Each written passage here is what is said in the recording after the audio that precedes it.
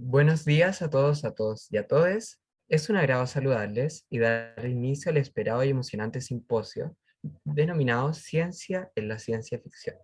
Mi nombre es Guillermo Kenfe y junto con Consuelo Contreras tenemos el honor de presentar a dos importantes panelistas nacionales. El doctor Pedro Maldonado Arbogast, director del Departamento de Neurociencia e investigador principal del Instituto de Neurociencia Biomédica de la Facultad de Medicina de la Universidad de Chile, que su línea de investigación se basa en la percepción activa, la neurociencia cognitiva y patologías neuropsiquiátricas y los principios de la homeostasis energética. Y la recientemente publicada autora Sara Lagos, más conocida como Eva Van Kramer, la cual, quien es una joven escritora feminista de novelas y cuentos de ciencia ficción y temáticas LGBTIQ+, oriunda de la comuna de Puente Alto, es estudiante de Química y Farmacia de la Universidad de Chile, donde actualmente colabora en el Laboratorio de Neuroplasticidad y Neurociencia.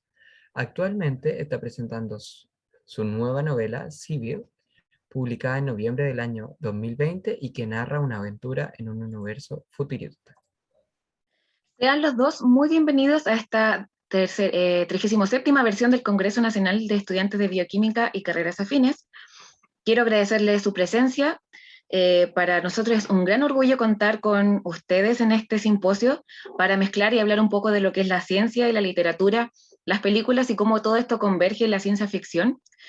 Ambos desde su perspectiva y experiencia nos van a dar cuenta de cómo las ideas de la ciencia ficción y la ciencia en sí se unen y convergen. Sin más que agregar, damos inicio a este gran simposio.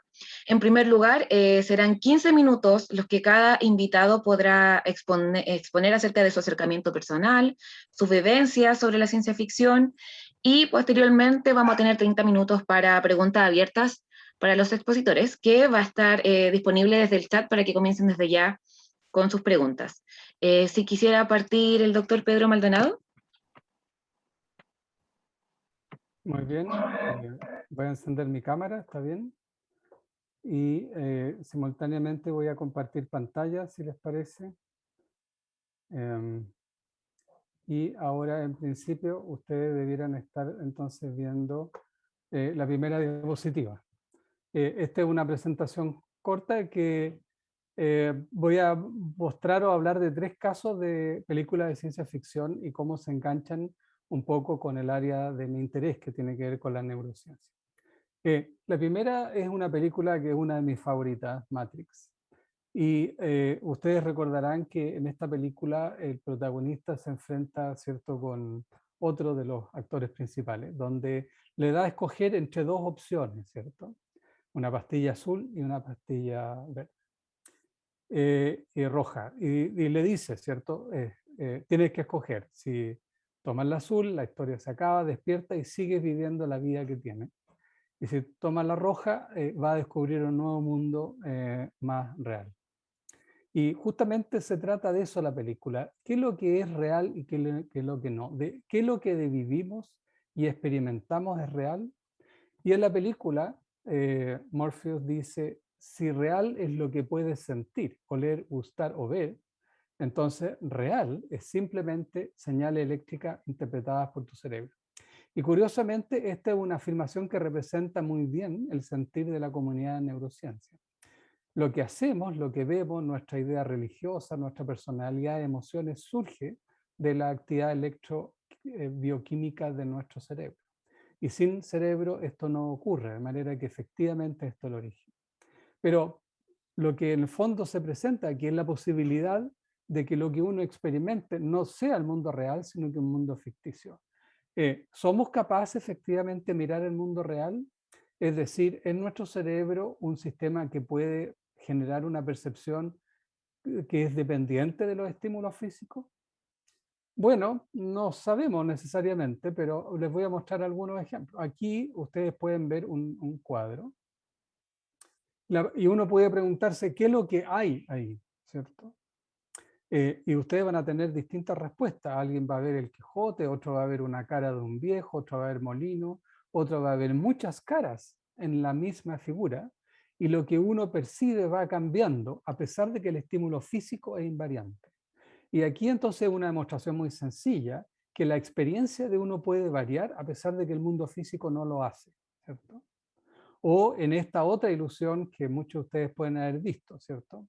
¿Cuántos círculos negros en la figura? Probablemente la mayoría de ustedes digan ninguno, pero si yo les pregunto si ven, ustedes van a decir sí, yo veo, pero en realidad no hay. Y es una afirmación muy extraña de que uno afirme ver algo y luego dice que no existe. Y lo que esto muestra es que hay una disociación importante entre lo que puede ocurrir en el mundo físico y lo que ocurre en nuestro cerebro. Y algo parecido puede ocurrir acá. Si ustedes miran este círculo amarillo que está, ¿cierto?, aquí al centro, y luego, mientras miran este círculo amarillo, ustedes mueven la cabeza hacia atrás y hacia adelante, así como los pollos. Lo que van a experimentar es la percepción de movimiento del estímulo que está cerca. Sin embargo, este estímulo es físicamente invariante, no cambia nunca. Sin embargo, su experiencia cambia, porque ustedes se mueven, no se mueve, yo me muevo. Estas y un montón de otras evidencias neurocientíficas nos han llevado hoy día a afirmar que la realidad, como la experimentamos, es una construcción de nuestro cerebro, es un modelo de nuestro cerebro que realiza interactuando con el mundo y con la actividad eléctrica que está dentro de nuestro cerebro. Y la realidad parece real porque se parece a la que otras personas experimentan, pero eso ocurre porque tenemos cerebro parecido y experiencias parecidas. Pero la realidad para un perro, un gato o un pez es una realidad totalmente distinta. ¿Qué es lo que es el mundo? Depende del cerebro. Y hoy en día eso está cambiando. Y de hecho, respecto a la película de Matrix, ya hay neurotecnología de hace décadas que permite implantar en el cerebro electrodos y generar estados perceptuales. Nuestro laboratorio lo hemos hecho con animales, donde ellos reportan percibir estímulos que jamás han existido, simplemente ocurre por la estimulación cerebral. Así que yo diría que la Matrix representa de alguna manera algo que es bastante real hoy en día y es más ciencia que ficción, aunque el nivel de generar el mundo artificialmente, por supuesto, está todavía bastante lejano. Una segunda película, que es el otro polo de la película de ciencia ficción, es Lucy. En Lucy, el personaje principal, por circunstancias de tragarse unas drogas, empieza a aumentar el uso de su cerebro de 10% hasta finalmente 100%. Sin embargo, esto está basado en la idea de que en realidad nosotros estaríamos solo usando un porcentaje limitado de la capacidad cerebral, que es un mito que se atribuye a un psicólogo americano o a Albert Einstein. Pero si uno examina exactamente qué es lo que ocurre en nuestro cerebro, se encuentra con que todo el cerebro está activo.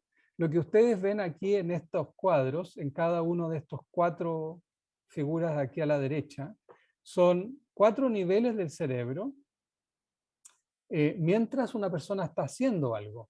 Y los colores cálidos representan más actividad cerebral y los azules menos. Estas áreas azules son espacios que hay con líquido dentro del cerebro. Y lo que ustedes ven es que está muy activo todo el cerebro, no solo un lugar, a pesar de lo que están haciendo los sujetos es bastante específico, como escuchar, mirar, pensar o hablar. Hay diferencia, ¿cierto? Mirar ocupa la corteza occipital, pero también ocupa muchas otras áreas del cerebro. Incluso si ustedes le piden a sus cerebros que no hagan nada, lo que ustedes observan es una enorme actividad distribuida en muchas partes del cerebro. No hay tejido cerebral que no tiene actividad. Al contrario, cuando no hay actividad cerebral, normalmente este tejido es reclutado por aquellas cosas que sí están haciendo. Lo que llamamos plasticidad cortical, cosa que puede ser muy grande. Tan grande que aquí muestro un ejemplo en el cual hay, como ustedes ven ahora, este es un cerebro mirado de lado, ¿cierto? Aquí está la corteza, aquí está el ojo, Perdón, tengo el cursor en el otro lado. Acá está la corteza, aquí está el ojo. Y en esta parte de acá ven ustedes colores cálidos representando alta actividad metabólica. Pero esta persona es ciega de nacimiento, nunca he visto. Su cerebro está siendo ocupado para leer braille. Y lo mismo ocurre en otras 10 personas, ¿ya? Mostrando que siempre estamos ocupando por completo nuestro cerebro. Y este cerebro va cambiando dependiendo de la actividad que podemos hacer.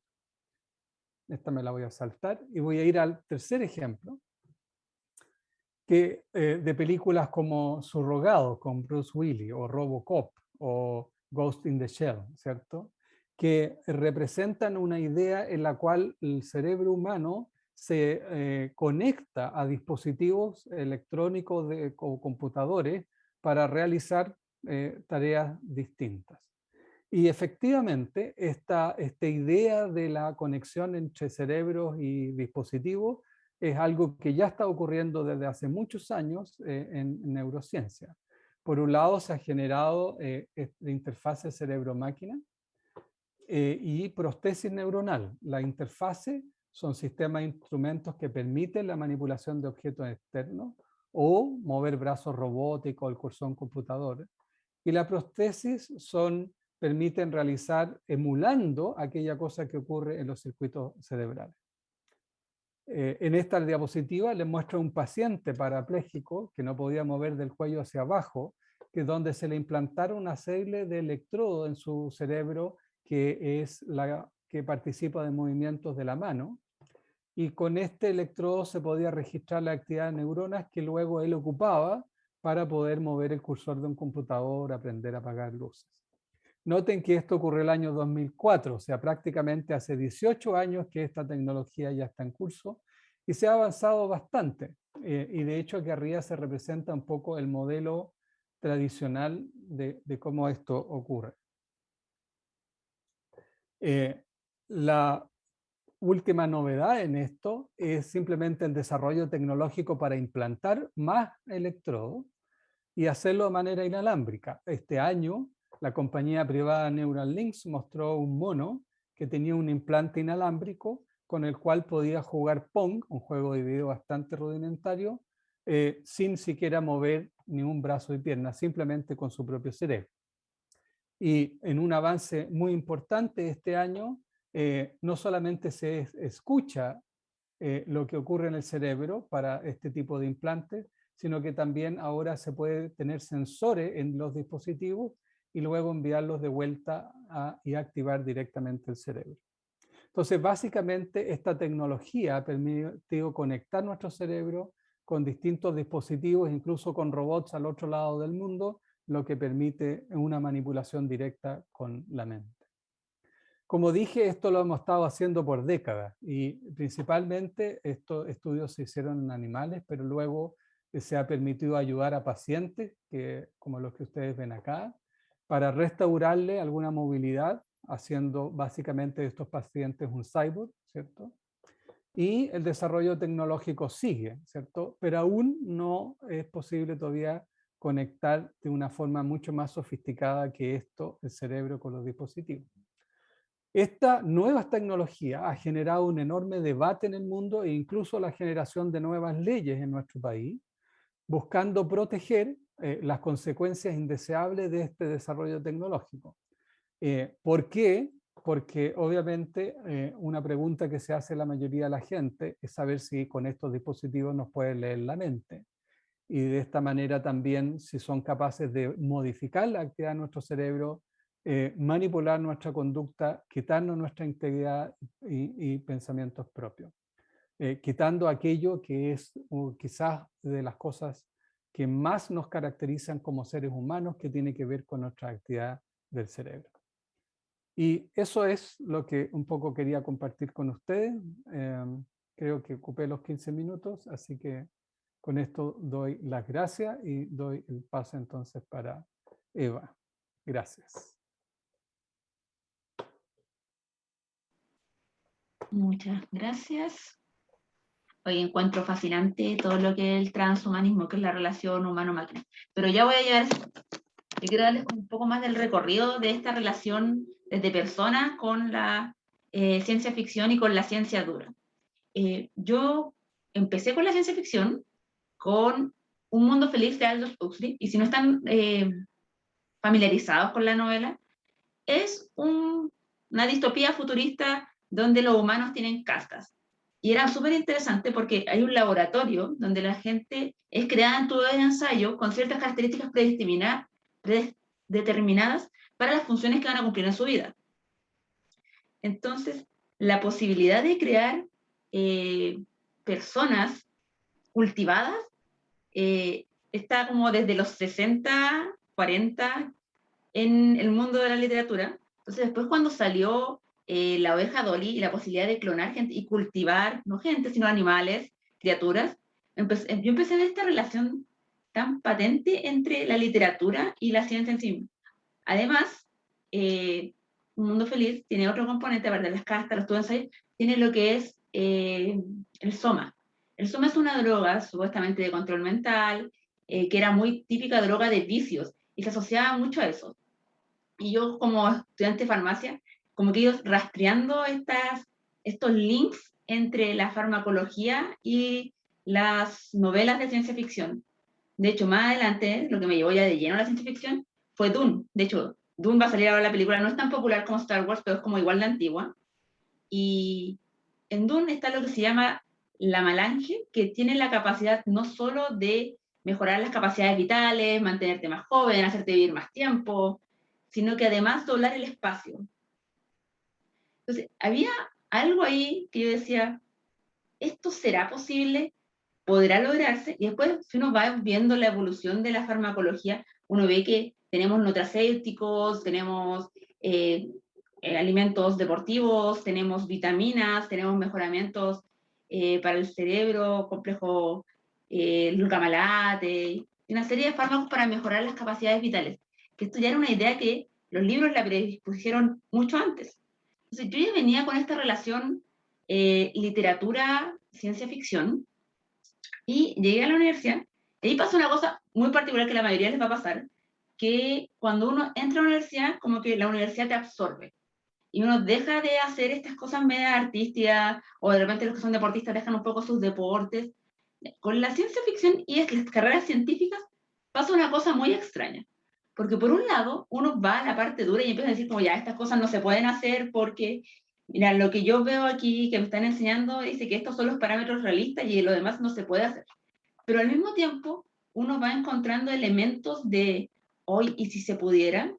Por ejemplo, hace un par de semanas yo estaba en fármacos veterinarios. Y hay un fármaco para las plagas de los perros que se utiliza para detener el proceso de maduración de los parásitos. Es decir, que siempre se mantienen en su estado larvario, por lo tanto nunca llegan a su estado de reproducción y mueren sin llegar a reproducirse, por lo tanto no pueden infectar por completo al perro. Y yo pensaba, esto podría ser una fuente de la eterna juventud. Entonces, eso pasa con las carreras científicas, que uno siente la alimentación de estos pequeños datos que te va dando la ciencia y la capacidad como de alejarse al nivel literario. Y además, la Facultad de Química y Farmacia de Chile, a pesar de ser muy científica, tiene una beta muy artística entre ellos y tienen como de repente, tienen competencias de literatura, de fotografía, siempre apoyando mucho la parte artística, que a uno lo motiva como a hacer cosas más temáticas y desarrollar ese otro lado y esa otra visión. Ahora bien, hay una asociación directa por lo general de la ciencia ficción con la parte física, con los viajes espaciales, con los agujeros negros, con los viajes temporales, que suele ser súper claro. Cuando uno piensa en ciencia ficción, uno suele decir que la ciencia de la ciencia ficción suele ser más tirado al lado físico. Pero en realidad la ciencia de la ciencia ficción funciona a todos niveles. Funciona a los niveles psicológicos, funciona a los niveles sociales, funciona a los niveles físicos, como lo hemos visto, funciona a los niveles químicos, que es lo que explicaba yo el tema de la farmacología, funciona a los niveles biológicos y en las relaciones que nos iba mostrando Pedro anteriormente. De hecho, el transhumanismo está llegando a unos niveles insospechados. Hay gente que se ha implantado antenas para poder tener internet en su cerebro. Y eso parece salido de un libro de ciencia ficción, pero es real. Entonces, hay una relación simbiótica muy rica entre todas las ciencias y la fantasía de la ciencia ficción, que de hecho China está generando programas de estudio para poder desarrollar eso y crear escritores de ciencia ficción, porque las visiones de la ciencia ficción llevan a comprobar en la ciencia dura si esto se puede hacer. Por ejemplo, lo que decía el compañero, usamos el 10% del cerebro, la idea principal es, ¿puedo demostrar eso? Entonces, uno cuando ya está en el mundo de la ciencia, lo primero que intenta hacer es demostrar eso. ¿Puedo? ¿No puedo?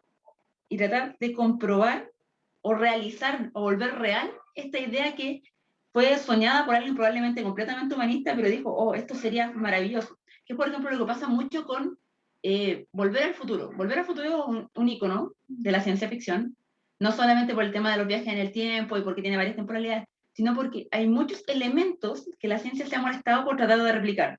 Las zapatillas que se abren solas, la tabla que puede flotar, los combustibles orgánicos que presentaba el DeLorean en algún momento. Entonces son cosas, elementos que se ven como muy fantasiosos, pero cuando los toma la ciencia dura, puede convertirlo en realidad o puede, ¿cómo se dice? Desmentirlos. Y podemos estar hablando de ejemplos de estos eternamente. De hecho, hay un tema súper controversial al respecto sobre si lo que nosotros buscamos en el espacio es vida en el espacio o buscamos un lugar donde nosotros vivamos.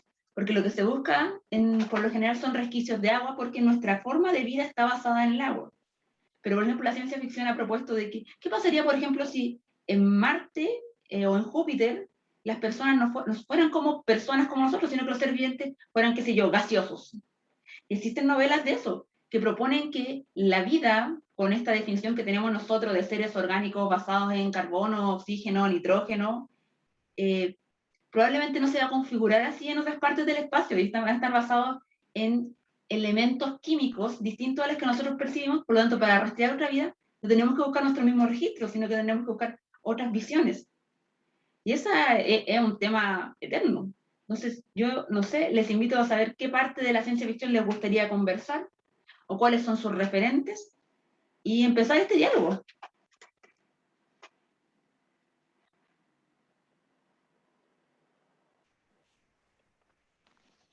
Ay, sí, muchas gracias, Sara. Bueno, Que volver. justamente hablando de Volver al Futuro, justo y necesario, muchas gracias a ambos por comentarnos, bueno, tanto sus experiencias como sus visiones, la parte bien de neurociencia del profesor Maldonado, que también estuvo muy buena.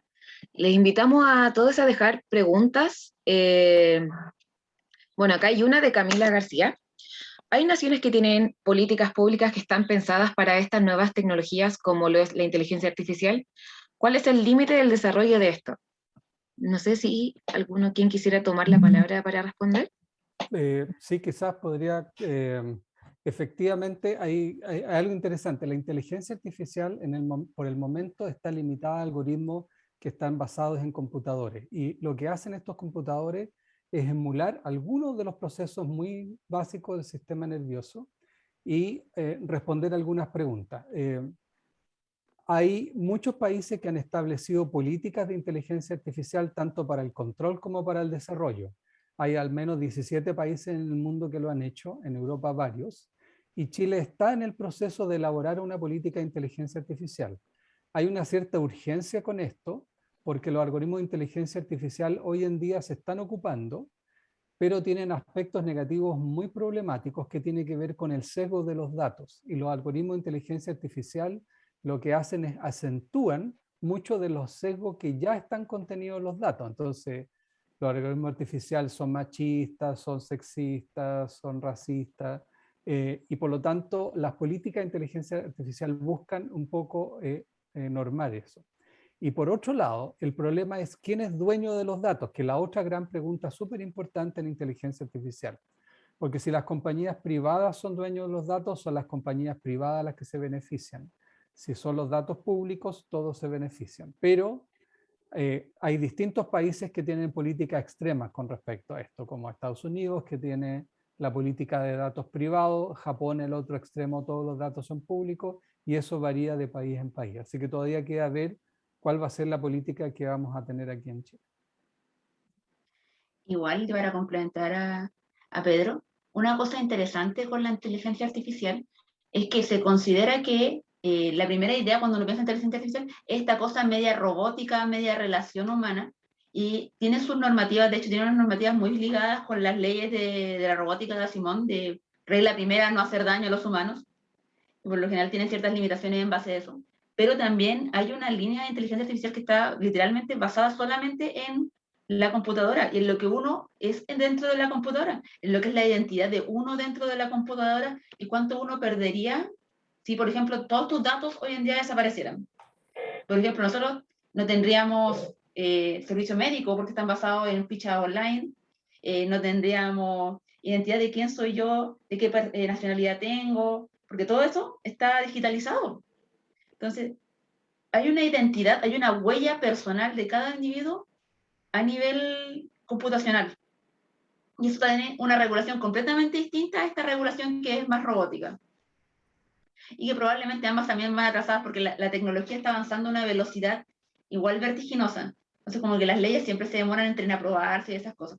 Pero es súper interesante que tienen dos aristas que por lo general no se ven tan en común, que tienen puntos de relación, en especial en el área médica, que tienen las dos partes, tenéis la ficha médica y tenéis las prótesis directas, pero por lo general no tienen tanto en común para el día a día de las personas.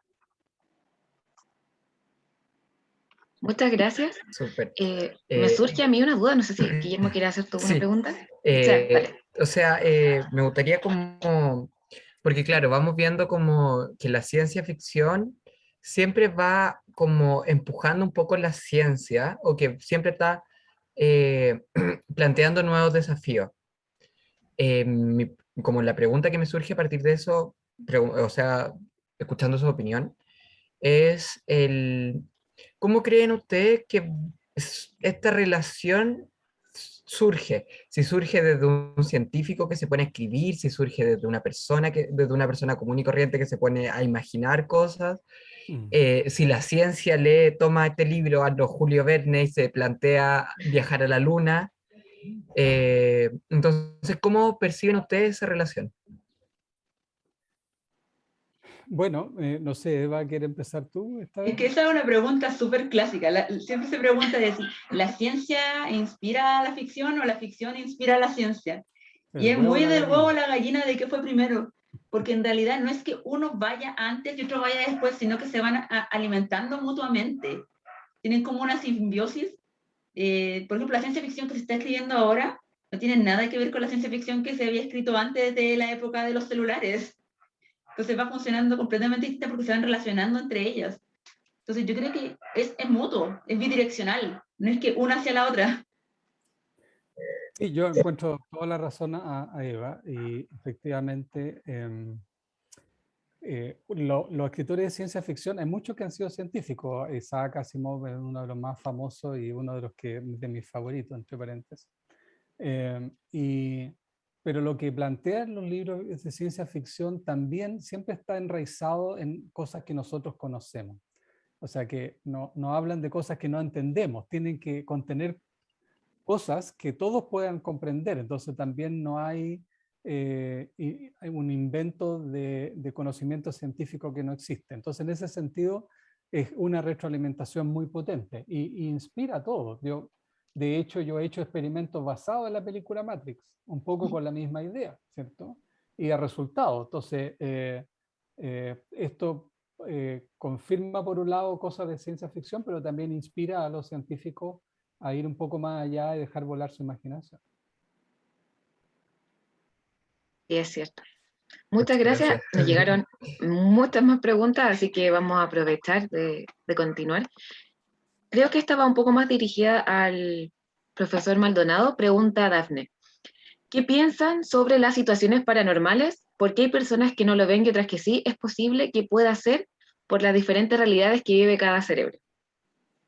Mira, es una súper buena pregunta. Y aquí yo creo que tenemos que hacer una confesión como científico. La ciencia tiene limitación. La manera en cómo hacemos ciencia, que es usar el método científico, requiere que cuando queramos explicar un fenómeno tenemos que producir una receta para que todos puedan ver el fenómeno. No podemos explicar un fenómeno que solo una persona ve. Entonces, el problema está en muchas de estas cosas que llamamos paranormales. en realidad nadie tiene una explicación científica, porque para poder hacer explicaciones científicas necesitamos reproducir el fenómeno.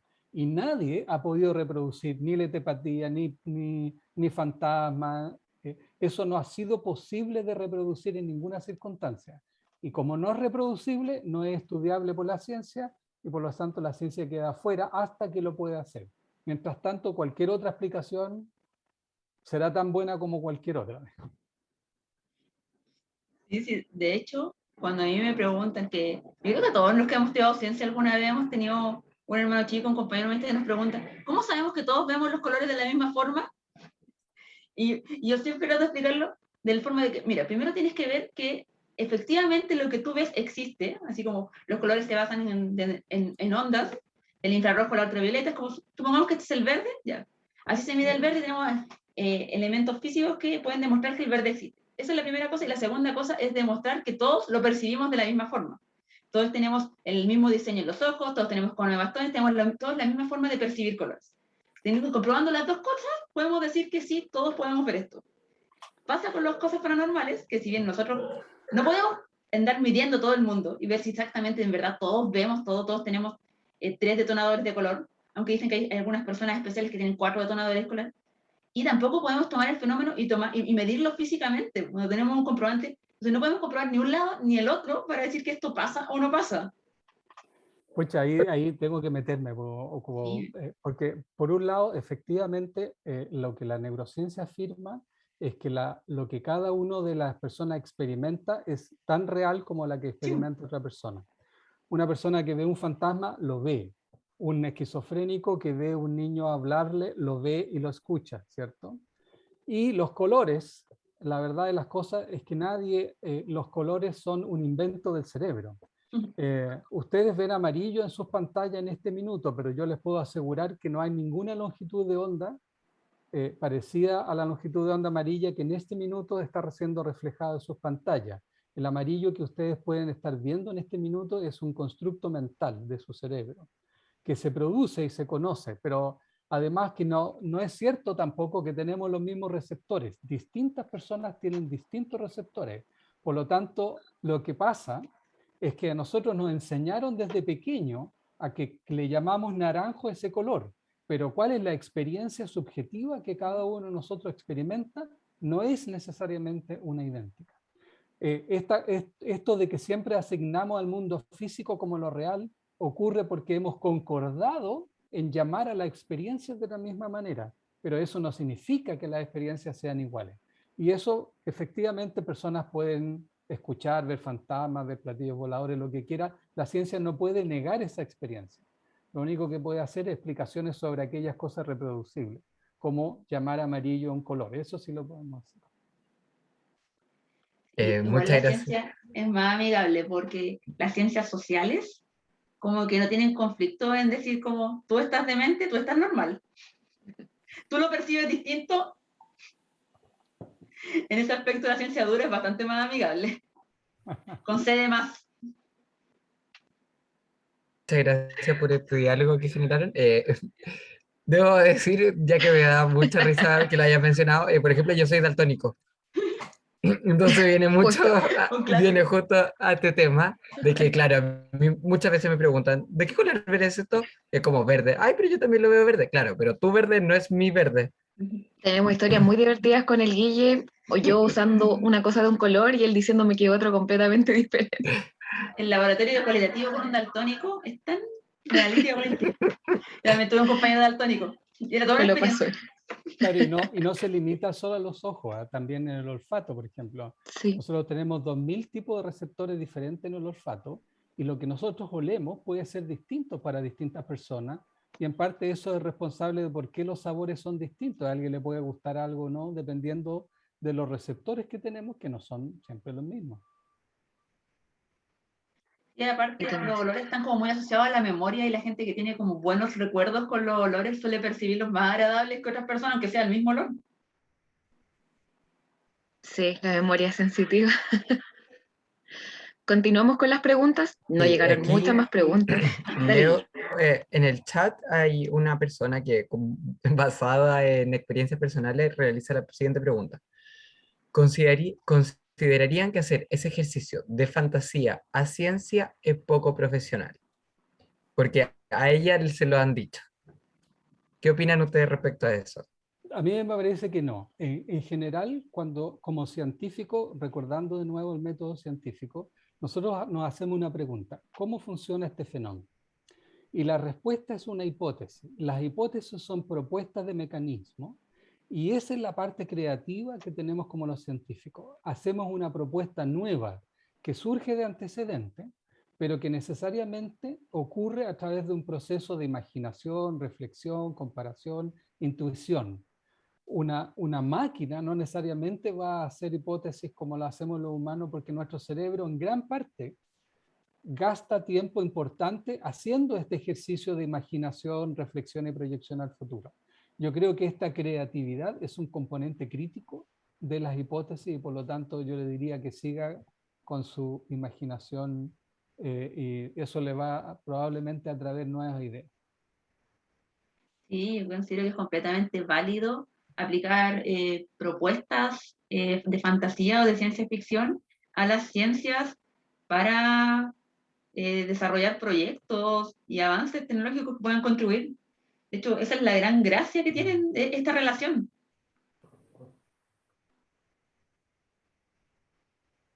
Sí, es muy cierto. Se ha visto como, bueno, como lo mencionaron ambos cuando expusieron, esta relación es bidireccional, no solamente toma un puro sentido. Continuando con las preguntas, Martina pregunta, ¿cuáles son los ejemplos puntuales en donde se podría aplicar la inteligencia artificial en Chile? Bueno, que no es que se podría, ya se aplica. ¿Ah? Cada vez que ustedes operan su teléfono móvil, lo que ustedes hacen va a una base de datos que luego decide, por ejemplo, qué tipo de avisos comerciales van a recibir en su teléfono. Cuando ustedes van a pedir un préstamo al banco, el banco puede utilizar un algoritmo de inteligencia artificial para decidir si le van a dar el préstamo o no, basado en una historia y de probabilidades. El análisis de a qué paciente hay que atender primero. Hay infinitos usos que ya están siendo usados. En general, hay algo importante que declarar con respecto al algoritmo de inteligencia artificial. Hoy día son súper básicos, no son muy inteligentes los algoritmos de inteligencia artificial, son más artificiales que inteligentes, dicen, ¿ya? Y lo que hacen muy bien hoy día es en clasificar cosas rápido, pero no son capaces de tener actividades cognitivas más complejas, ¿cierto? No imaginan, no crean, no razonan, ¿ya? Eso todavía no lo pueden hacer, pero todas las otras cosas que tienen que ver con discriminar qué paciente tiene cáncer, lo del préstamo, todo eso ya están dando. Y, por ejemplo, estas compañías nuevas, ¿cierto? Que han hecho alimentos distintos, ¿cierto? Han usado algoritmos de inteligencia artificial, así que yo diría que se está usando hace rato y cada vez se va a usar más. De hecho, ayer hubo un taller, o ayer, el martes, hubo un taller de inteligencia artificial en el mismo congreso. Ahí como que mostraban que se usa N como para el conteo de colonias, para el conteo de espermios, donde cuesta contar cosas que se están moviendo, para la detección de cáncer con las imágenes de ecotomografía, por lo mismo, por la capacidad de seleccionar cosas de un color contra otro. Y con esa función que parece tan simple, han encontrado una variedad de aplicaciones en el mundo científico impresionante. Yo creo que es importante hacer notar quizá de que para hacer inteligencia artificial básicamente lo único que necesita es un computador y un cerebro con curiosidad. Afortunadamente este es un área donde los recursos humanos tienen que ver con atreverse nomás. No necesitamos un tremendo microscopio ni una tremenda máquina. O sea, no, la infraestructura y el equipo para hacer inteligencia artificial no es algo sofisticado. Y por lo tanto cualquiera puede atreverse a usarlo para lo que está haciendo en su investigación.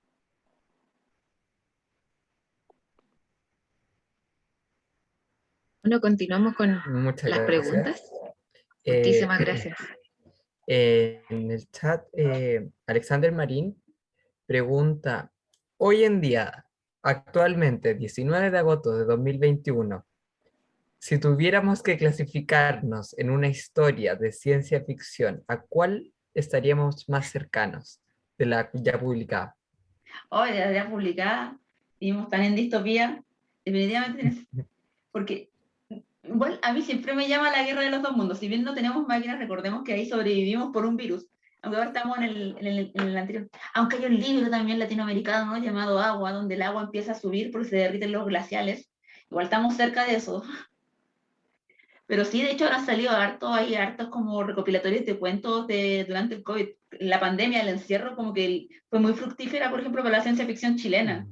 Han salido muchas historias respecto a eso, respecto a estar encerrado, al no querer salir de nuevo.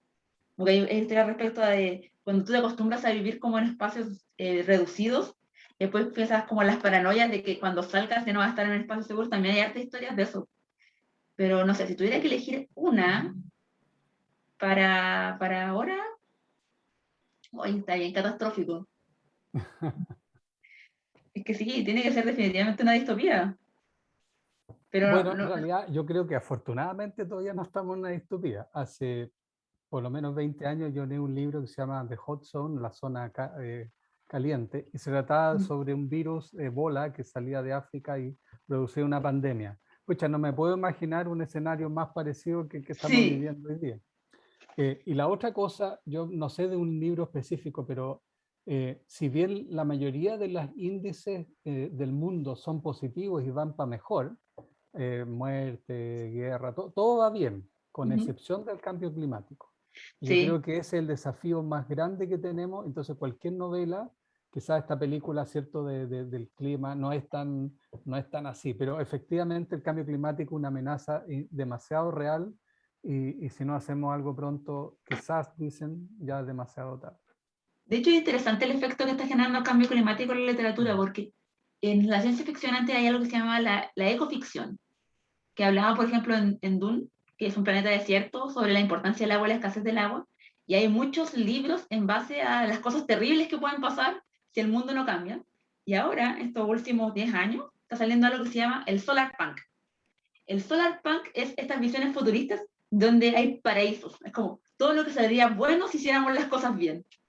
Entonces ya tuvimos todas las miradas malas de castigo, de mira, esto es lo que nos viene si seguimos como estamos, y ahora están presentándonos las posibilidades de que cómo pasaría si empezáramos a hacer algo para tener como un mejor futuro.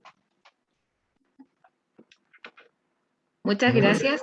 Quisiera aprovechar brevemente para dar un comentario que nos da la profesora Daniela Selenfreud, que comenta que en el chat que en el hospital Luis Calvo Maquena hay un proyecto en desarrollo del uso de inteligencia artificial para la mejora de procesos de diagnóstico y manejo de las complicaciones infecciosas en niños y niñas con cáncer. Así que ahí ya también hay un buen ejemplo de lo que está pasando. Continuando, me gustaría hacer una pregunta que nos movemos un poco a lo que es las películas. De nuevo, en la película Big Hero 6, no sé si la vieron, ¿cómo se llama en español? Guilla, ayúdame. Grandes héroes. Grandes héroes. Una Disney. bueno, es Pixar, creo, sí. No, es solo ¿No Disney. es Disney? Ya, pero está relacionado con Marvel, bueno, que plantea un proyecto de nanobots que se controlan a través de un sensor neuronal. ¿Creen que con los avances de la ciencia algo así sería posible en el futuro?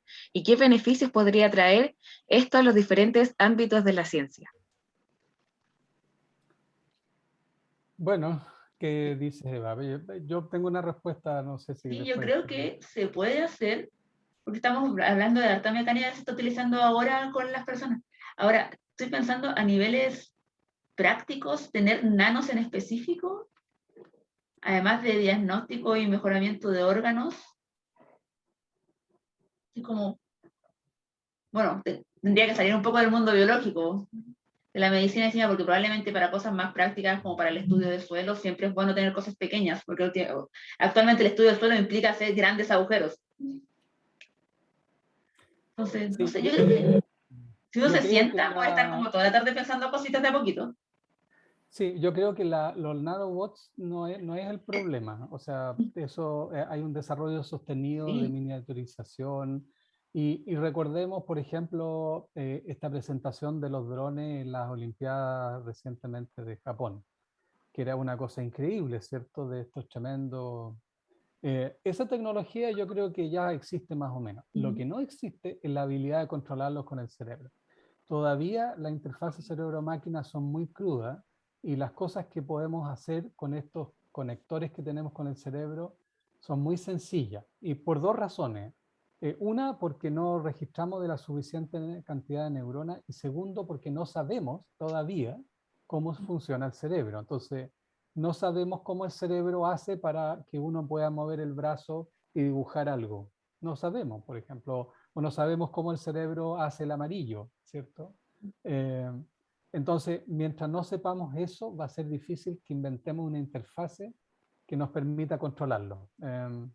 Yo creo Pero que yo eso... creo que estamos cerca, o sea, no en el tiempo plazo, sino como nos faltan elementos pequeños, porque si ya podemos tener un mono que puede jugar con su cerebro en una computadora, yo creo que Sí. ahí faltan como algunos escalafones nomás.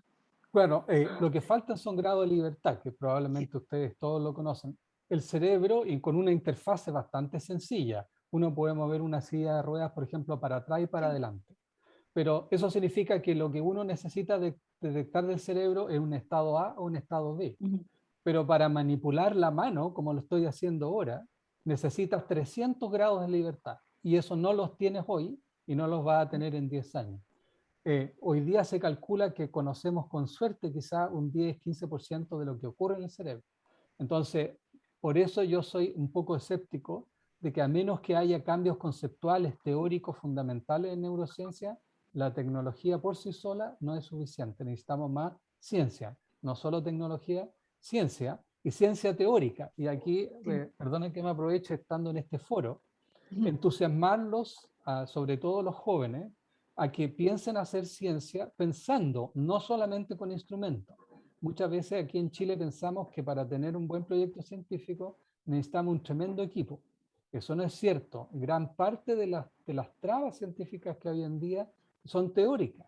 Y yo creo que ahí donde cualquiera persona con cerebro puede hacer un enorme aporte. Así que los entusiasmo a que traten de irse por ese lado también. Muchas gracias. Muchas gracias. Otra pregunta que surge al respecto es, si ustedes creen que en un futuro el mundo pueda pasar a vivirse en una realidad virtual como se plantea en muchas historias de ciencia ficción, ¿qué tan factible es esta combinación de la neurociencia con un entorno alternativo completamente digital? ¿Y en qué momento podemos separar la vida como biológica de esta vida como artificial dentro, entre comillas, porque sigue siendo una conciencia, muy como al tipo Matrix o al capítulo de Black Mirror San Junípero? Maravilloso capítulo. Y la película Surrogado, yo creo que ese es el ejemplo también, no sé cuánto la han visto, pero justamente eso, la gente vive en su cama, se conecta con un casco y su avatar es el que vive y ellos solamente interfacean. Y por supuesto el avatar es más bonito que ellos mismos, ¿cierto? Como los Más filtros de delgado, más Instagram. hermoso, sí, más, etc. ¿Qué piensas, Eva?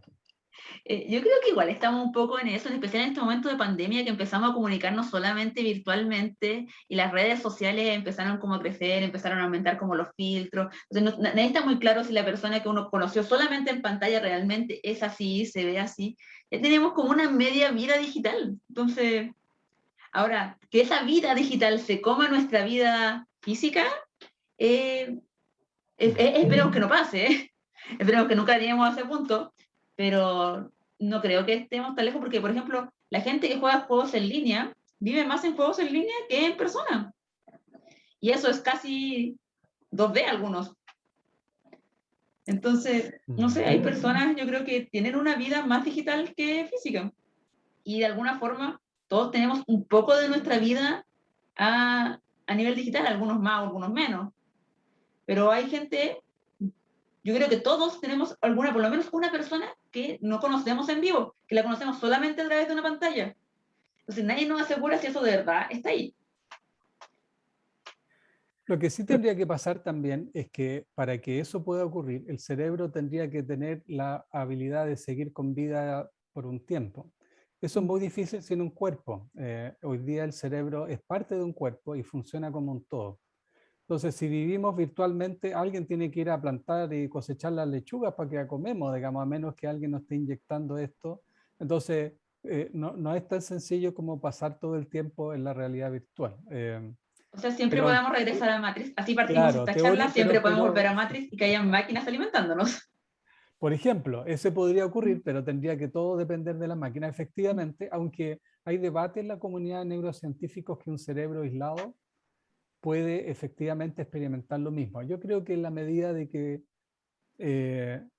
que se pueda replicar, sí. De hecho, las personas que tienen sección medular, ¿cierto? Que están paralíticas, la actividad cognitiva es relativamente normal. Imaginan, piensan, sueñan y tienen conciencia. Entonces, no depende del resto del cuerpo en gran medida. Pareciera más bien que el cuerpo mantiene el cerebro con vida, pero podría ser. Ahora, de que estamos lejos, todavía estamos, yo creo que muy lejos. Muchas gracias. Me encanta cómo el público empieza a especular de futuros alternativos. Oye, hay un libro, de nuevo, volvamos a Asimov, en su serie Fundación, hay un planeta en el cual cada los humanos están totalmente aislados unos de otros y solo se comunicaban vía a través de videoconferencia. Esto, no sé cuándo escribió ese libro, pero curiosamente me recordó mucho esta vida en pandemia a Asimov en ese libro.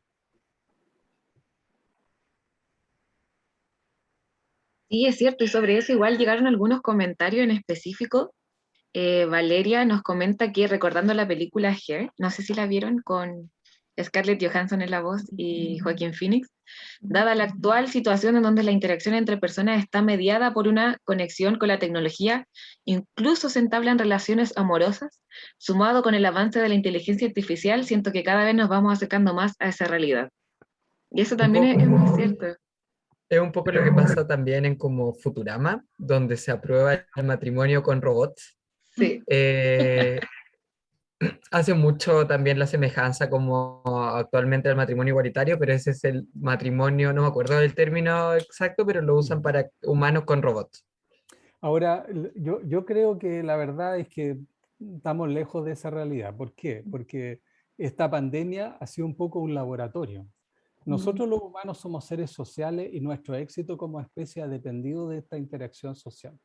Ahora hemos estado aislados y la verdad es que a pesar de que vamos a salir de este aislamiento ha generado un enorme aumento de problemas de salud mental, que son consecuencia en gran parte no solo del aislamiento, pero también de la ansiedad, etc. Entonces, sí, podríamos estar aislados, pero por el momento pareciera que eso produce más problemas de salud que beneficios y que van a continuar lamentablemente estos problemas de salud mental por un buen rato hasta que incluso después que pase la pandemia. Igual yo encuentro interesante que cuando uno imagina estos futuros distópicos siempre piensa que la gente de esa época va a ser como nosotros. Pero, como decía Pedro, si llevamos, qué sé yo, 50 años aislados, probablemente esas personas son muy distintas a nosotros. Están acostumbrados a niveles de estrés y de depresión distintos a los que nosotros, tienen conductas sociales distintas a las que vamos a tener nosotros. Igual es todo una línea para estudiar y para divagar al respecto. ¿De qué tan distintos serán qué tanto cambiaremos nosotros si la tecnología cambia? De hecho, ¿qué tanto hemos cambiado cuando adquirimos tecnología? Oye, qué buena pregunta, Eva, porque muchas veces en ciencia ficción como que muestran que los humanos cambian, pero la verdad es que biológicamente los humanos somos iguales desde hace como 300.000 años. Nuestra cultura, imagínense, desde que vivíamos en cuevas así, comiendo lo que encontrábamos, hasta hoy, en nuestro mismo cuerpo y nuestro mismo cerebro. Entonces, en 100 años más, nuestro cuerpo va a ser igual y nuestro cerebro va a ser igual. En 1000 años más, que en la nada misma, nuestro cuerpo va a ser igual y nuestro cerebro va a ser igual porque los cambios biológicos ocurren a una velocidad súper lenta. Probablemente sí podamos conectarnos a máquina, pero no es que nuestros dedos van a crecer para poder operar el PlayStation. No, perder el meñique, como esa teoría que había antes. Eso que se te va a agrandar el meñique. ¿Cuántos videojuegos van a perder el meñique? No va a pasar. No, eso totalmente absurdo, es un mito no biológico total. Había muchas teorías de eso como en los 90, 2000, de que cuando si seguías teniendo cierto hábito ibas a modificarte físicamente. Y Bueno, yo creo como- que cada época igual tiene sus salidas locas, como ahora que tenemos los terraplanistas. Cada época tiene su minuto de... O los antivacunas. los antivacunas. Como comentario, antes de continuar con las preguntas, Fundación, la novela fue publicada en el 42, por si acaso, Desde entonces. desde entonces. 42, mira, imagino. Wow. Otra pregunta que surge en el chat es, si creen que este desarrollo tecnológico, hablando de la inteligencia artificial, y robótica, habría que ponerle algún límite o solo es necesario ir actualizando las políticas. Como si puede llegar hasta cierto nivel y hay que detenerlo, o tenemos que estar pendientes de ir legislando al respecto. Bueno, yo ahí debo confesar que he estado participando en comisiones del Senado con respecto a la elaboración de políticas para limitar la neurotecnología. Y yo creo que siempre es bueno hacer una reflexión ética de las consecuencias, porque la ciencia ficción no siempre nos presenta un dilema ético, pero siempre lo hay, ¿cierto? O sea, por ejemplo, si vamos a mejorar los humanos con neurotecnología, ¿quiénes van a estar mejores? Vamos a terminar como el mundo feliz, ¿cierto? Entonces, lo que hace la parte legislativa es limitar y ecualizar el acceso. Pero es difícil obligar a los científicos a portarse bien. Ahora, en general lo hacen. El ejemplo típico que se da es la energía atómica, ¿cierto? La energía atómica podría en principio haberse usado y ya no estaríamos acá, pero por alguna razón se logró mantenerla de ciertos límites y usarla bien. Esperamos que con las neurotecnologías pase algo parecido. Vamos a cruzar los dedos. Igual, yo creo que hay que tener ojo en la formulación de esta pregunta porque yo no creo que se pueda parar o detener el avance tecnológico. Uno lo que media es los usos éticos de ese avance tecnológico. Porque como que no creo que uno diga, ya, hasta aquí vamos a llegar y se para todo, no vamos a seguir explorando más allá. Uno sigue explorando eternamente. Y después otra gente vendrá a explorar después de nosotros. Lo que uno limita es qué vas a hacer con eso y qué es ético y no ético hacer. Eso es lo único que podemos regular. Así es. Y va cambiando, ¿cierto? Va cambiando con el tiempo. Claro, ese también un tema de varias películas. Recuerdo siempre mucho de Gattaca, que esta película está cargada de, yo creo que un drama totalmente bioético. Al final se generan como inevitablemente ciudadanos de primera y segunda clase. Y eso pasa gracias a ciertos avances tecnológicos y que algunos pudieron acceder y otros no, y ahí no estuvieron las políticas públicas para evitar esos cambios. O sea, de Oye, hecho, Gran ejemplo. te puedo hacer un comentario al respecto que ¿Sí? creo que es importante, porque efectivamente cuando uno mira ahí la historia de la ciencia, muchas veces la ciencia se ha ocupado para justificar estos sesgos y esta discriminación. De hecho, el IQ, ¿cierto? Gran parte de su historia está basado en buscar probar que había gente inferior. Mucho genética se ha usado lo mismo. Entonces, los científicos no estamos blanquitos, ¿cierto? Muchas veces la ciencia y los científicos han participado, ¿cierto? De iniciativas que buscan usar argumentos científicos para hacer alguna clase de discriminación. Así que es muy relevante tu comentario de estar atento a eso. sí, además, agregando un poco a eso, creo que la sociedad en sí, más allá de la ciencia, siempre está modificando los estándares éticos y hay que estar atento a eso. O sea, en algún momento fue ético y aceptado tener esclavos. Entonces, claramente, la ciencia va desafiando constantemente lo ético y no ético y eh, es necesario tener a alguien que esté haciéndole el contrapeso a esto, como ustedes planteaban. Es que sí, siempre he visto esta visión de querer tener un sistema de castas, los nazis, por ejemplo, y hay mucho trabajo de estudios científicos dedicados a hacer este sistema de castas, donde demuestran que efectivamente hay cráneos distintos, hay genéticas distintas, lo que nunca se ha podido probar que estas distinciones hacen que uno sea mejor que otro. Y esa ha sido la discusión eterna. Pero O siempre sea, ha estado un probado, deseo de no ver la que... diferenciación como algo mejor o algo peor. Siempre hay esa necesidad de hacer un juicio valórico al respecto, en vez de aceptar la diversidad como en su diferencia. Bueno, todavía persiste el mito, por ejemplo, de que las mujeres son peores para las matemáticas y cosas del estilo. Todo Que estos nos vemos en mitos 3D. han sido derribados por la neurociencia cognitiva y sin embargo persisten todavía y lo que es peor en una enorme mayoría de profesores. Entonces, estos sesgos todavía están un poco con nosotros, digamos, y como dice, ¿No? hay que... Y hay cosas interesantes al respecto. Yo me acuerdo que en el laboratorio de neuro veíamos que la percepción de las ratas femeninas al estrés era distinta que la rata masculina al estrés. Como que las ratas masculinas como que perdían como capacidades cognitivas más rápido. Pero eso no quiere decir que sea mejor, no quiere decir que la hembra sea mejor porque resiste mejor el estrés, sino que lo perciben de forma distinta. Creo que bueno, esa es la línea. el cerebro de macho y hembra, hombre, mujeres, no es igual, obvio. No, Si pues no es nuestro cuerpo exactamente no es igual. igual. La pregunta es si hay alguna diferencia que tiene impacto en algunas habilidades cognitivas con las que llamamos inteligencia. Y en eso, nada, En no eso yo hay, creo que... claramente no. Es una Pero, interesante discusión, por lo sí, mismo, porque la ciencia se ha prestado para servir a la discriminación desde hace mucho tiempo. Lo que vemos ahora también, varias personas que van contra la ideología de género, como lo llaman ellos, XXXY, y hay un tema bien largo en lo que meternos. sí, pero es terrible porque se juega un poco también la doble moneda de que todos somos iguales, porque asumen que la diferencia implica que hay alguien superior que alguien inferior, y de repente nos cegamos un poco. De hecho, a mí me pasó, yo tengo un preinfarto en el cuerpo, y yo tengo esa visión que todo el mundo tiene de que un infarto se siente como con un dolor en el brazo, con pulsaciones en el pecho, y resulta que no, que así lo sienten los hombres. Las mujeres por lo general sentimos mucho, mucho cansancio, y como que no sentimos nunca el dolor en el brazo, sentimos el dolor en el pecho, pero no sentimos el dolor en el brazo. Entonces, como dicen, y a uno nadie le explica eso porque dicen, no, somos todos iguales en este aspecto. Pero no, en realidad sí tenemos diferencias y es bueno de repente conocer esas diferencias para convivir con ellas, pero no especular de que estas diferencias hacen que alguien sea mejor o peor que otro. Ese es el tema.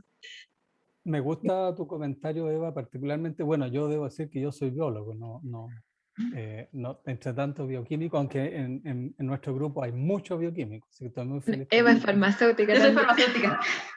Y de todo, o sea, hay de todo. Esa es la gracia de la neurociencia, que realmente uno ve que realmente multidisciplinar.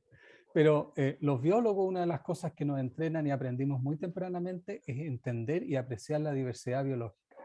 Y eso es algo que yo creo que en nuestra sociedad ha estado ausente, ¿cierto? El celebrar la diversidad.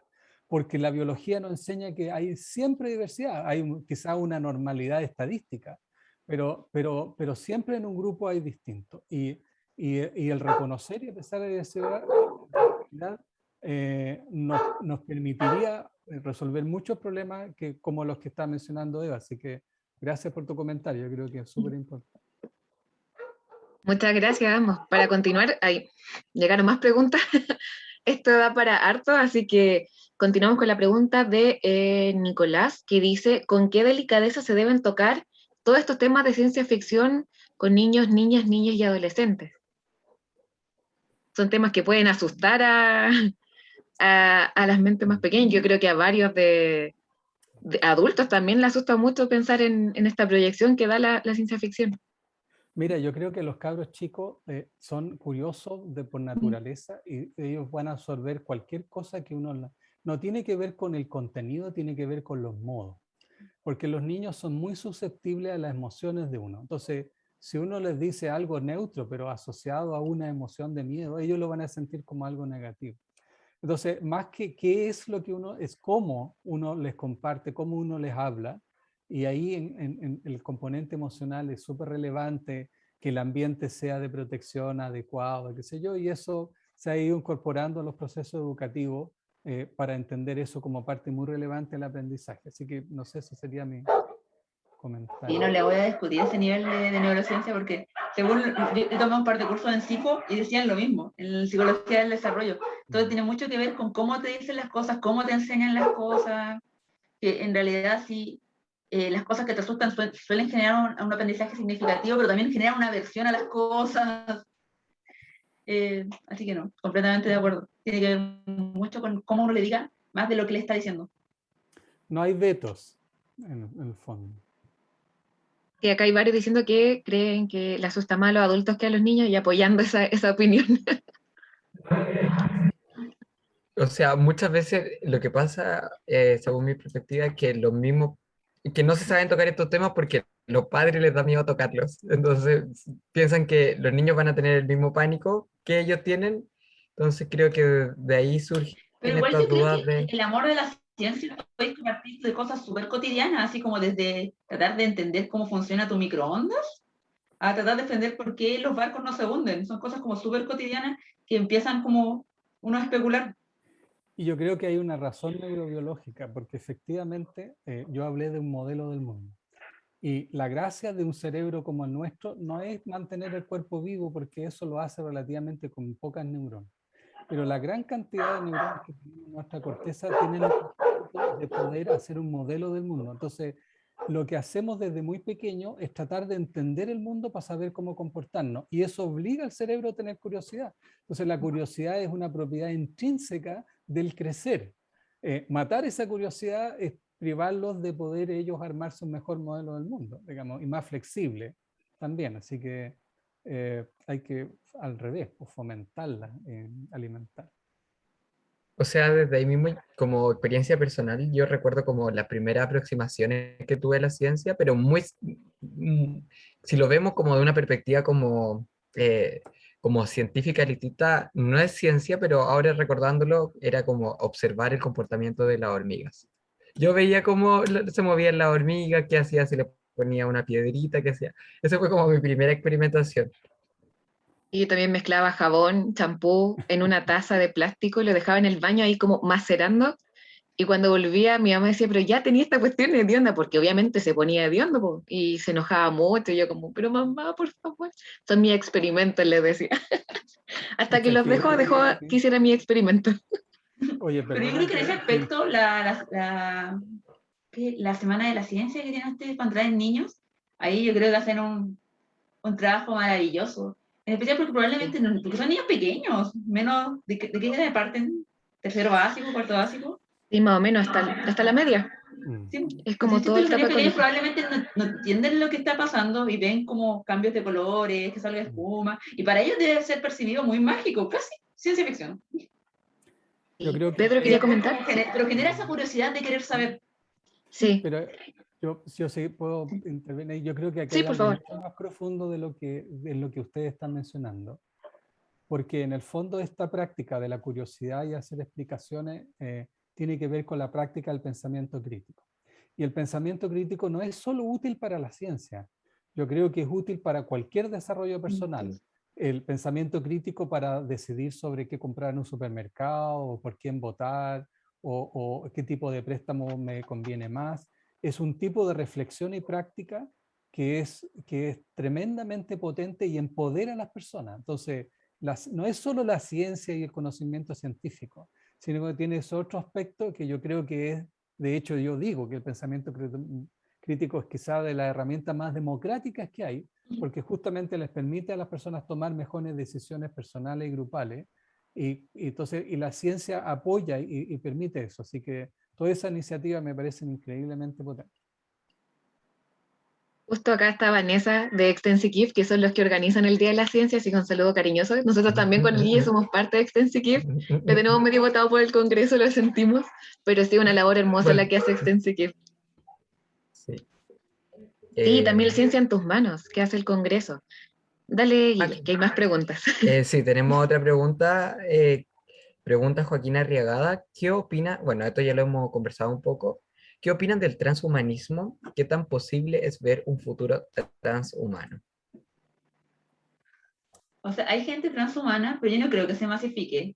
Por ejemplo, como les digo, hay una persona que tiene una antena y ve internet directo a su cerebro. Es como el icono de transhumanismo, pero no sé si se llega a masificar. Siento que, no sé. A mí no me convencería transhumanizarme, por ejemplo. No sé qué tan Mira, práctico sería la tampoco verdad tener no internet. estoy más convencido que la persona que se enchufa una antena en la cabeza de Internet, porque para poder Internet se requiere ciertos algoritmos computacionales que tendría que estar implementados en el cerebro. Habría que Voy a verlo, buscar la noticia. claro, pero la pregunta es, ¿qué es lo que nos hace humanos? ¿Ah? ¿Qué es particularmente humano? Y si una máquina que hace cosas parecidas también va a ser humano, ¿una máquina tendrá conciencia? Estas son preguntas que tienen que ver con el humanismo. Y son preguntas muy relevantes porque ahora que nos estamos enfrentando a las nuevas tecnologías, existe la posibilidad de que el humano ya no se restringe a su propio cerebro, sino que se extienda más allá. Como toda tecnología, nos asusta, ¿cierto? Porque esto es lo típico cuando nos enfrentamos a nuevas tecnologías, ¿cierto? Hoy van a clonar a las personas y si me clonan a mí, ¿qué va a pasar? Y qué sé yo, ¿cierto? Hoy vamos a conectarnos a un celular y qué pasa si y me van a leer la mente y me van a obligar, etc. Entonces, yo creo que hay que discutir harto de esto y tomar una decisión como humanidad de cuáles son los límites, como decía Guillermo, cuáles son los límites que queremos imponer. Y punto. Y esos límites probablemente van a ir cambiando con el tiempo, pero como sociedad debemos iniciar una discusión acerca de qué es lo que creemos y qué queremos ser como sociedad y luego ver qué cosas dentro de la tecnología coinciden o no con esa perspectiva. Ahora bien, si nos vamos al amplio espectro del transhumanismo, hay gente que considera que toda implementación de tecnología es transhumanismo. Por ejemplo, usar anteojos sería transhumanismo, tener un audífono sería transhumanismo. Entonces, si nos vamos por esa línea, quizás todos somos un poco transhumanos. De hecho, la implementación de vacunas con virus activos a propósito se considera también en algunos aspectos transhumanismo. O sea, dependiendo de qué tanto nos ampliemos en el concepto, quizás de nadie humano hace caso. Tú eres soy. Claro.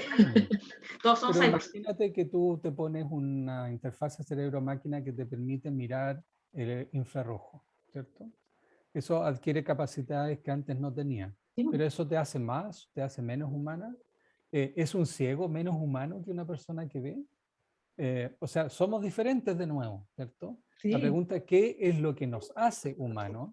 No nos hace humanos ver más o ver menos, o tocar o hablar menos. Eso. Entonces, la pregunta es una pregunta súper fuerte, ¿cierto? Si podemos identificar aquello y si queremos seguir siéndolo, porque a lo mejor no queremos, ¿cierto? ¿Por qué no? También es legítimo. De hecho, el punto súper interesante que planteó respecto al Neuralink, cuando yo recién leí la noticia a principio de año de que estaba involucrado Elon Musk, que era como el primer implante que se iba a poder hacer como directamente al cerebro, yo quedé así como casi helado, así como de verdad que me sentí viviendo en el futuro, aunque por lo que he leído como las aplicaciones son súper básicas, así como que principalmente quizás como escuchar música directamente del cerebro y no tener que poner que pase por a través del canal auditivo, pero fue como estar viviendo así como en ciencia ficción. Sí, nos quedan algunas preguntas y algunos comentarios y poquito tiempo, así que vamos a empezar como a apurar un poco el asunto. Primero, Dafne nos comenta que lo que ella cree que nos hace más humanos es la conciencia, y Vanessa también nos menciona que el 31 de octubre son 3 días de la ciencia, así que para que estén atentos también. Y José pregunta, ¿qué tan lejano se ve colonizar la Luna u otros planetas? Esto me recuerda mucho a las crónicas marcianas, los humanos destruyendo otros planetas. Comentarios al respecto, sí. Avatar. Yo tengo un conflicto ético con ese tema, porque siempre he pensado que si colonizamos algún planeta, nosotros, clase media o trabajadora, nos vamos a quedar aquí. Nos van a dejar aquí, entonces nosotros no vamos a vivir eso. No va a vivir como las clases privilegiadas que pueden pagarse los viajes de tour a la Luna y esas cosas. Sí, bueno, aquí salimos totalmente fuera del ámbito de experiencia, pero yo creería que la tecnología para ir a la Luna existe. Lo que no existe es la motivación y las razones. O sea, ¿para qué vamos? Porque obviamente son recursos que son muy grandes. Y la pregunta es, ¿qué es lo que vamos a aprender? ¿Por qué lo queremos hacer? ¿Para qué queremos gastar esa plata? Entonces, yo creo que la motivación no existe todavía, pero la tecnología sí.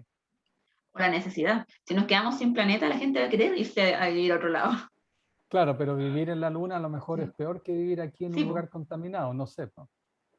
Porque ganas cosas, no ganas un planeta puro de aire puro, pero eso te lo aseguro. Es como Wall-E, que al final escapaban de la Tierra y terminaban volviendo igual porque caían en un árbol de pizza. Es que es lo mismo porque nosotros desarrollamos vida en el planeta Tierra y tiene condiciones súper específicas. Entonces, no sé si podríamos adaptarnos a otras condiciones que sean específicas de otro planeta. De hecho, lo que se ha hecho es tratar como de emular las características de la Tierra, así como con experimentos en Marte, pero no sé si podríamos adaptarnos como sociedad a vivir en un planeta con otras condiciones, ya que nuestra especie prosperó en estas condiciones que son súper específicas. Claro, o Oye, sea, a hay que... propósito, para alguien que le interese el tema, hay una trilogía de Robinson que se llama Red Mars, Blue Mars, Green Mars. Marte rojo, Marte azul, Marte verde. Es realmente una de las mejores novelas de ciencia ficción de colonización de otros planetas y de Marte. Así que aquellos que tengan oportunidad y les guste el tema, denle por ahí. un comentario al respecto, o sea, hay que pensar que la adaptación de la vida como la conocemos hoy en día en la Tierra llevó millones de años, o sea, llegar a vivir a otro planeta y de un día para otro poner una casita, una carpita y estamos listos, se ve bien difícil. Quedaría Eh, mucho.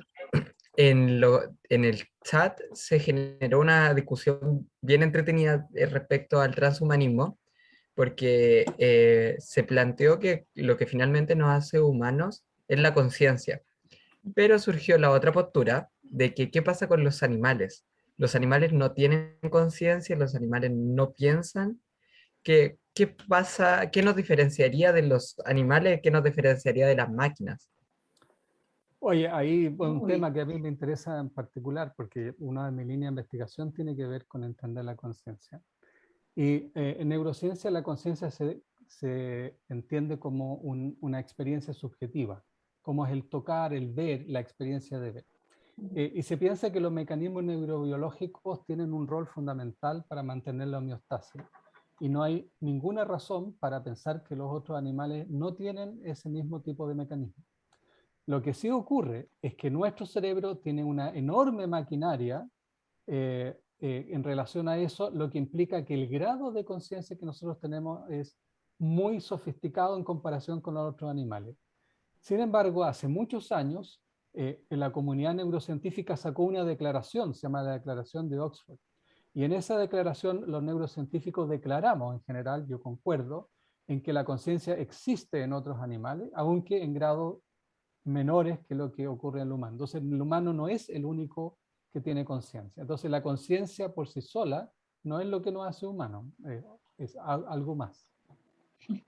Ahora, y una discusión muy entretenida. No, es un debate muy filosófico, porque en realidad cualquiera puede tener sus posturas, pero yo creo que en ese tipo de temas no hay como una verdad absoluta. Aquí comparto algo con Eva, porque yo también he escrito libros, estos son de divulgación científica. Escribí un libro que se llama ¿Por qué tenemos el cerebro en la cabeza? Si alguien lo quiere leer. ¡Oh, sí! Yo Y escuché ahora, una charla de ese libro. De hecho, lo sacó muy rápido, porque como que grabó exposiciones y después los pasó al libro, ¿no?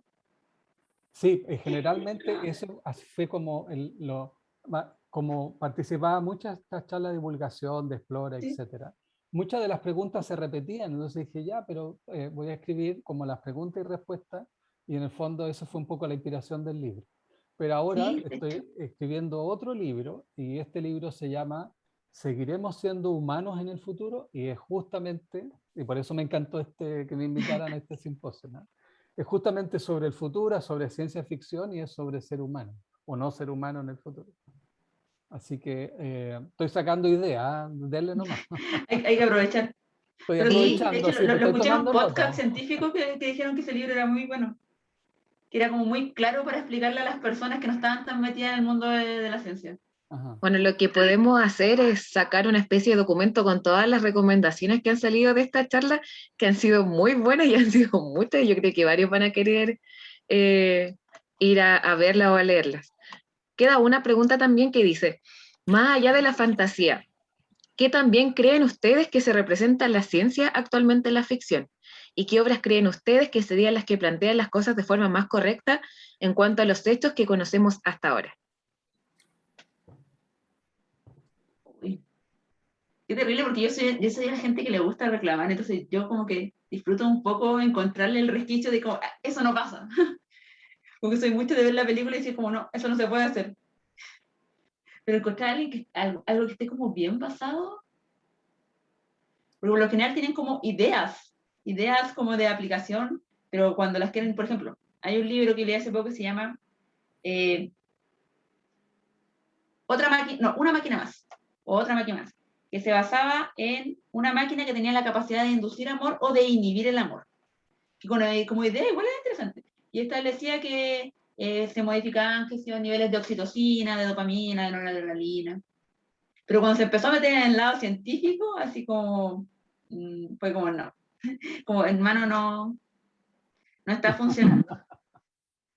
Sí, yo No, también soy un poco crítico, pero sí.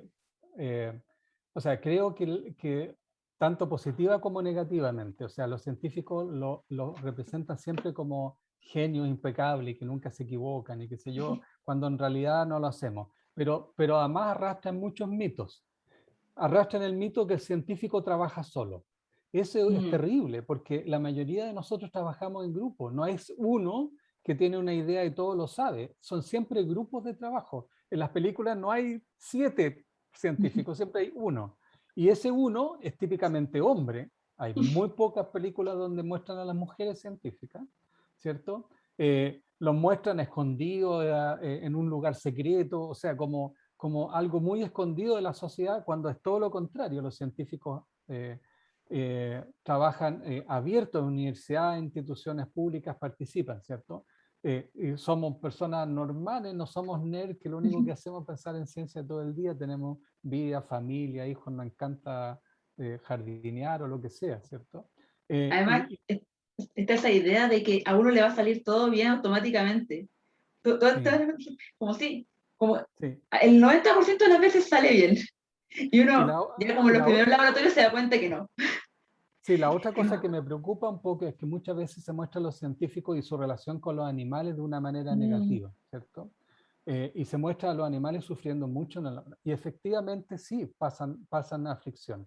Pero hay una serie de normativas súper estrictas con respecto a cuándo, cómo y quiénes y cuánto, que los científicos tienen que seguir, y muchas veces eso no se representa adecuadamente, como que si los científicos pudiéramos hacer lo que quisiéramos. Eso no es cierto.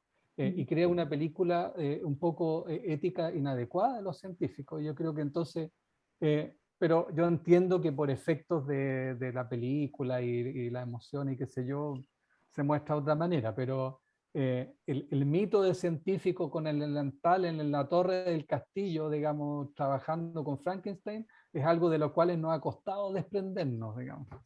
Yo creo que todavía no terminamos de desprendernos de eso en realidad. O sea, Porque sí, está muy la ahí visión. hacer un reconocimiento a Hidden Figures, la película de la ingeniera aeroespaciales gringa que llevaron al hombre a la luna, que además, o sea, además de estar centrada en científicas mujeres, son mujeres negras. Entonces, un reconocimiento bien grande a esa película. Ya para ir dando Cerrando. como las preguntas finales, quiero hacer como una pregunta que la traten de responder como lo más sencillamente posible. Que Daphne Letelier pregunta en el chat, ¿qué considerarían ustedes que nos hace humanos? ¿Quiere empezar, Eva? ¿O le doy yo Venga, también? estoy pensando un minuto. Es difícil la pregunta. Sí, Es súper como qué nos hace difícil. humanos. Yo creo que los humanos somos un producto de la evolución y por lo tanto no hay un propósito en que nosotros estemos acá, sino que somos producto de un mecanismo evolutivo que genera organismos cada vez más complejos. Es inevitable, la evolución tarde o temprano va a generar organismos complejos como nosotros. Lo que nos hace particularmente humanos, yo creo que tiene que ver con nuestra actividad cerebral. El resto de nuestro cuerpo no tiene nada de especial con otros animales. Lo que de verdad tenemos especial con respecto a otros animales es nuestro cerebro y su enorme actividad creativa y cognitiva. Eso nos separa y permite este enorme grado de conciencia. El resto de las cosas compartir como otros animales en términos de percepción, actividad motora, actividad social, emociones, etc. Y es eso particularmente. Y no parece algo muy especial, pero es muy especial. Podría haber otros humanos en el planeta, podría haber habido. Los matamos o se murieron, pero no necesariamente vamos a ser los únicos humanos que podrían haber existido. Así que es nuestro cerebro, creo yo. Yo escribía en el libro, yo puedo perder un brazo, puedo cambiarme o hacer un trasplante de corazón y de hígado y de todo, y sigo siendo la misma persona. pero puedo tener un daño en una corteza cerebral y de repente tengo cambiado mi personalidad, nadie me reconoce como la misma persona. Entonces hay algo muy especial que tiene que ver con la actividad de nuestro cerebro y cómo genera un modelo del mundo que me hace a mí ser el único en toda la existencia de todo lo humano, Pedro Maldonado, y nunca va a haber otro igual. Así como no hay un Guillermo, un Consuelo, una Eva particular. Eso es lo que nos hace humanos. ¿Cómo decirle que no se lo pone así? Aparte también estuve mucho tiempo metida en el laboratorio de neuro.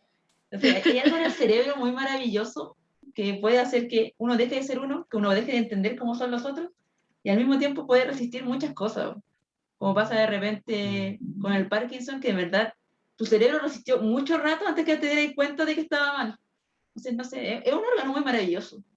El Alzheimer también, que siempre genera este contraste, justamente me llamó mucho la atención con la personalidad. Generalmente cambia mucho la personalidad de las personas cuando ya viven en una situación más avanzada de Alzheimer.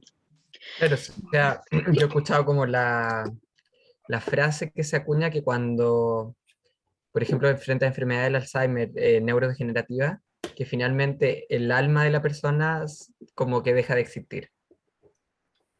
Terrible, terrible para las familias, esas enfermedades también. Sí, son enfermedades que afectan no solamente a la persona. Y eso también es algo para lo que hay que generar conciencia. No me acuerdo cómo se llama, el síndrome del cuidador, si no me equivoco, Así es. también es muy grave. Y bueno, para cerrar este simposio que personalmente lo he encontrado demasiado entretenido, incluso más de lo que yo proyectaba, vamos a hacer algunas proyecciones también, brevemente quizás, considerando que en los 80, como están la imagen acá atrás, íbamos a tener autos voladores, íbamos a poder manipular quizás un poco más la genética, etcétera. ¿Cómo ven ustedes que avanza la ciencia siguiendo el camino de la ciencia ficción? ¿Qué es lo que viene ahora? ¿Cuáles son nuestros retos a futuro? Hoy lo viven ahora. Porque ya teníamos como muy implementado, porque quizás no se vio en Volver al Futuro, pero por ejemplo lo que es Star Trek, todo lo que son hablar a través de pantallas, eso ya lo tenemos Sí. dominado. Y ahora tenemos el mundo también en el celular.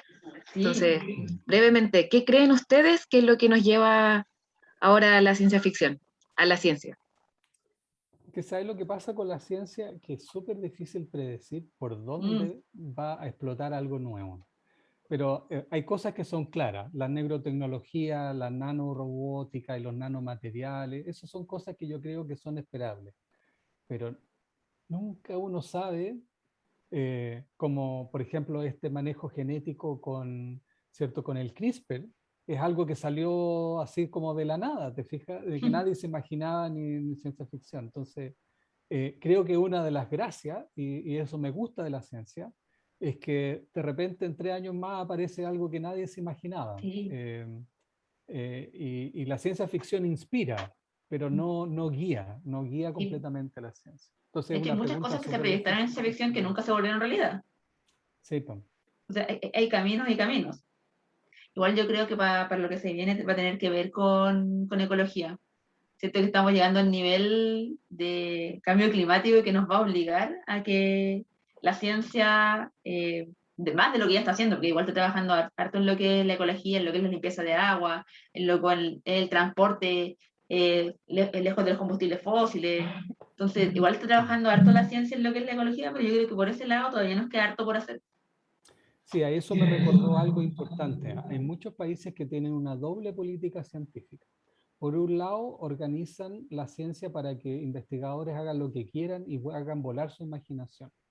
Y por otro lado, tienen proyectos científicos dirigidos exclusivamente a resolver un problema urgente. Entonces, por ejemplo, debiera haber un instituto científico del agua en Chile. Sí. Debiera haber un instituto que busque generar ciencia para resolver un problema. Pero además debiera haber ciertos instrumentos científicos para que alguien que se le ocurra mirar cualquier cosa lo haga, si lo hace bien. Porque ahí uno obtiene el doble de beneficio de la ciencia dirigida, que resuelve un problema que identificamos hoy, y la ciencia creativa que nunca sabe por dónde va a salir. Esa combinación yo creo que sería para mí la óptima, si uno puede soñar, ¿cierto? Sí, y tiene toda la razón. De hecho, yo creo que en Chile lo que es la ciencia dirigida no vamos tan mal. De hecho, todos los proyectos que salieron para investigar el COVID cuando salió el COVID hablan de que hay un interés en la ciencia dirigida y también todo el avance que tenemos en infraestructura en un país sísmico, que ahí, aunque seamos un país chiquito, le ganamos a muchos, le ganamos de repente a todos los latinoamericanos que en México recibe un temblor y se cae en la mitad de México. Chile tiene un nivel de ingeniería a ese nivel adaptado en esa dirección específica súper bien hecho. Lo que nos falta del otro lado, nos falta un poco de esa ciencia más creativa que te permita como explorar proyectos como que salen del científico sin un rumbo específico. Y en ese aspecto yo creo que los bioquímicos son mucho de esa área. Porque yo soy farmacéutica y nosotros siempre vamos muy a la enfermedad y el mejoramiento, la calidad de vida. Pero los bioquímicos son mucho más de explorar la ciencia por explorar la ciencia. Muchas gracias. Por su comentario. Le queremos dar, como comisión organizadora y de parte de todo el Congreso, muchas gracias por participar de esta charla.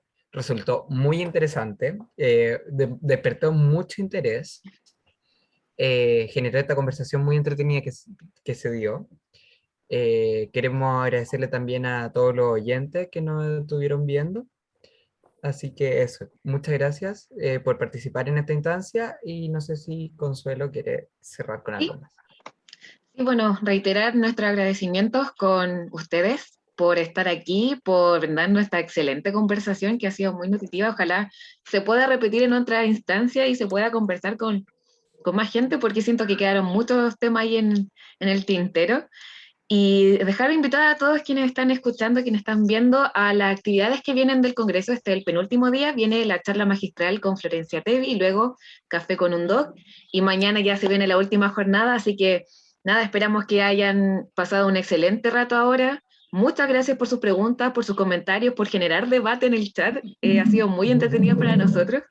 Y nada, en general muchas gracias y nos vemos en una próxima oportunidad. Chao. Hasta luego. Muchísimas gracias por la invitación. Suerte con el libro, Eva, y cuando quieran nos juntamos a conversar. Sí, Sibyl. Vamos a intercambiar libros. Sí. Yo creo que esa es la mejor idea. Muchas gracias. Chao. Muy bien. Chao, chao.